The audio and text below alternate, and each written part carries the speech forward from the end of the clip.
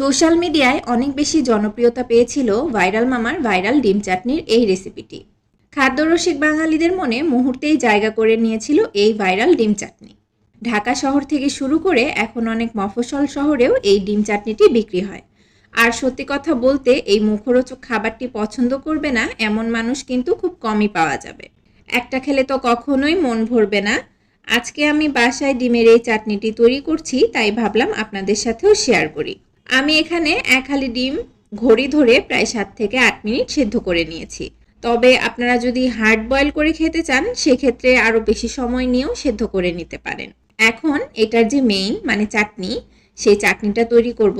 আর চাটনিটা তৈরির জন্য আমি এখানে একটি পাত্রে নিয়ে নিচ্ছি শসা কুচি, এরপরে দিয়ে দিচ্ছি একটা ছোট সাইজের পেঁয়াজ কুচি, স্বাদমতো ধনেপাতা কুচি, 1/4 টিস্পুন বিট লবণ, হাফ চা চামচ চাট মশলা, হাফ চা চামচ চিলি ফ্লেক্স।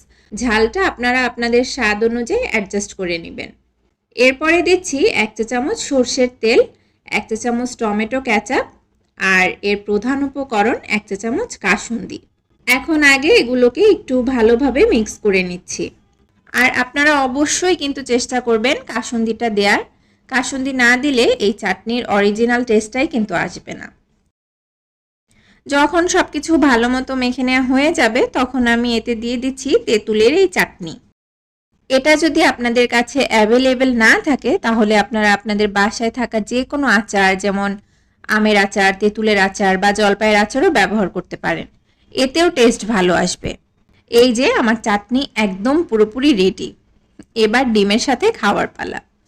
আমার ধৈর্যতে কুলাচ্ছিল না, এর জন্য আমি কোনো রকম চামচ দিয়ে ফুটো করে এরপর চাটনি দিয়ে দিলাম।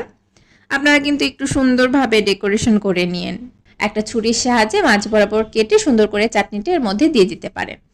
আর যদি এক্সট্রা একটু ফ্লেভার চান সেক্ষেত্রে ওই যে তেঁতুলের চাটনি সেটা একটু উপর দিয়ে দিতে পারেন। আর এটা টেস্টের কথা কি বলবো, এটা টেস্ট আলহামদুলিল্লাহ অনেক ভালো। আপনারা যারা খেয়েছেন তারা তো খেয়েছেনই, আর যারা খাননি তারা বাসায় একবার হলেও ট্রাই করে দেখতে পারেন। আর যারা ডিম খেতে পছন্দ করেন না, ডিমের গন্ধ লাগে, তারা কিন্তু এভাবে খেয়ে দেখতে পারেন। এতে করে আপনার যেমন ডিমও খাওয়া হবে, যেমন অন্যরকম একটা এক্সপিরিয়েন্সও হবে। আর যারা ভাত ছেড়ে একটু ডায়েট করার চেষ্টা করছেন তাদের জন্য তো বেস্ট একটা অপশন। সত্যি কথা বলতে আমার এটা খেতে ভীষণ ভালো লাগে আর আমি খুবই পছন্দ করি। এর জন্য মাঝে মধ্যেই বাসায় এভাবে বানিয়ে খাই।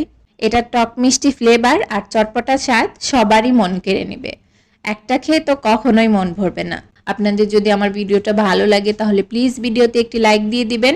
নতুন আরও একটি রেসিপি নিয়ে আপনাদের সামনে হাজির হব। সেই পর্যন্ত সবাই ভালো থাকবেন, সুস্থ এবং নিরাপদে থাকবেন।